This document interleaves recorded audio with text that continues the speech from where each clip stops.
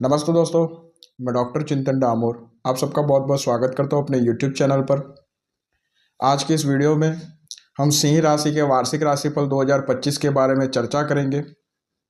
वार्षिक राशिफल शुरू करने से पहले इस साल की ग्रह स्थिति के बारे में जान लेते हैं और 4 प्रमुख ग्रहों की गोचर स्थिति भी देख लेते हैं।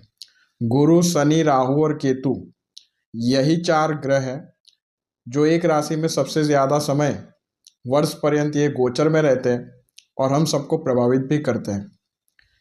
इस साल बृहस्पति 14 मई तक वृषभ राशि में रहेंगे, आपके 10वें भाव में रहेंगे और 14 मई के बाद ये आपके एकादश भाव में चले जाएंगे और फिर 18 अक्टूबर तक आपके एकादश भाव में बने रहेंगे।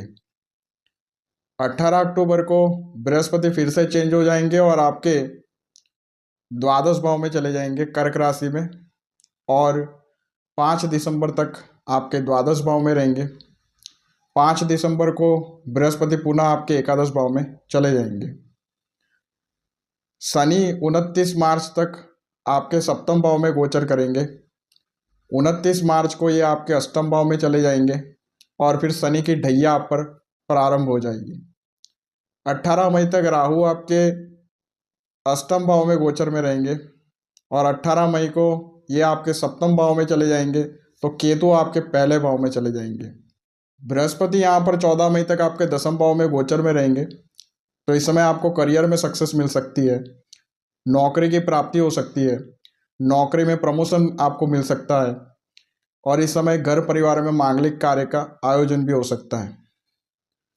बृहस्पति 14 मई को आपके एकादश भाव में चले जाएंगे तो आपकी आर्थिक स्थिति में सुधार होगा, धन लाभ होगा, छोटी यात्राओं से आपको लाभ की प्राप्ति होगी। बृहस्पति की सप्तम दृष्टि आपके पंचम भाव पर रहेगी तो आपका किसी इंस्टीट्यूट, स्कूल, कॉलेज में एडमिशन हो सकता है। आप किसी प्रोफेशनल कोर्सेज में एनरोल कर सकते हैं। अगर आप कॉम्पिटिटिव एग्जाम की तैयारी कर रहे हैं तो उसमें भी आपको सक्सेस मिल सकती है। इस समय आपके ज्ञान में वृद्धि होगी। इस समय संतान प्राप्ति का भी योग बना हुआ है तो यहाँ पे संतान का शुभ भी आपको प्राप्त हो सकता है। 29 मार्च तक शनि आपके सप्तम भाव में रहेंगे तो इस समय अविवाहितों को यहाँ पे विवाह के प्रस्ताव आ सकते हैं, रिश्ता पक्का हो सकता है और विवाह भी हो सकता है। 29 मार्च को शनि आपके अष्टम भाव में चले जाएंगे, सप्तमेश होकर के अष्टम भाव में चले जाएंगे तो करियर में यहाँ चैलेंजेस बढ़ना शुरू हो जाएगी। यहाँ पे शनि की ढैया प्रारंभ हो जाएगी। शनि की तीसरी दृष्टि आपके 10वें भाव पर रहेगी तो काम कारोबार में भी यहाँ पे परेशानी बढ़ेगी, समस्याएं यहाँ पे बढ़ सकती है और इस समय वर्कलोड भी आप पे बढ़ सकता है। इस समय आपकी हेल्थ यहाँ पे प्रभावित हो सकती है। इस समय धन का नुकसान हो सकता है और इस समय पारिवारिक सुखों में कमी हो सकती है। सप्तमेश होकर के अष्टम भाव में शनि यहाँ पे गोचर में रहेंगे तो वैवाहिक सुखों में भी यहाँ पे कमी हो सकती है। मैरिड लाइफ डिस्टर्ब हो सकती है और इस समय जीवन साथी की सेहत भी यहाँ पर प्रभावित हो सकती है। राहु 18 मई तक आपके अष्टम भाव में गोचर करेंगे तो यहाँ पर हेल्थ प्रॉब्लम्स बढ़ सकती है, पारिवारिक सुखों में यहाँ पे कमी हो सकती है, आर्थिक स्थिति कमज़ोर हो सकती है और इस समय किसी प्रकार की दुर्घटना भी हो सकती है। 18 मई को राहु आपके अष्टम भाव से निकल जाएंगे और सप्तम भाव में चले जाएंगे तो 29 मार्च से शनि आपके सप्तमेश होकर के अष्टम भाव में गोचर में रहेंगे तो मैरिज लाइफ यहाँ पे डिस्टर्ब हो जाएगी और यहाँ पे डिवोर्स भी हो सकता है। 18 मई को केतु आपके लगन में गोचर में रहेंगे तो आपके स्वभाव में चिड़चिड़ापन बढ़ सकता है, आप में क्रोध बढ़ सकता है और इस समय आपकी मानसिक चिंता में वृद्धि हो सकती है। अब इस साल के कुछ गोल्डन पीरियड की बात कर लेते हैं तो इस समय जून, जुलाई, नवंबर, अप्रैल और अगस्त का महीना आपके लिए अच्छा रहेगा। अप्रैल में सूर्य आपके नवम भाव में गोचर में रहेंगे, आपके लग्नेश होकर के नवम भाव में उच्च के हो जाएंगे तो यहाँ पे भाग्य का आपको साथ मिलेगा, आपका सोशल स्टेटस बढ़ेगा और यहाँ पे धार्मिक यात्रा भी हो सकती है। जून जुलाई में मंगल पहले भाव में यहाँ पे गोचर करेंगे आपके भाग्येश और चतुर्थेश होकर के तो यहाँ मंगल योग कारक हो जाते हैं तो भाग्य का आपको अच्छा साथ मिलेगा और इस समय आपके आत्मविश्वास में भी वृद्धि होगी। मगर यहाँ मैरिड लाइफ थोड़ी डिस्टर्बेंस रहेगी क्योंकि मंगलिक योग भी बन जाएगा। फिर शुक्र यहाँ पे 10वें भाव में गोचर करेंगे जून जुलाई में, तो यहाँ पे मालव्य नाम का पंचमा पुरुष राजयोग बन जाएगा, तो सोशल स्टेटस बढ़ेगा और करियर में ज़बरदस्त सफलता भी आपको मिल सकती है। बिजनेस भी यहाँ पे मल्टीप्लाई होता दिखेगा।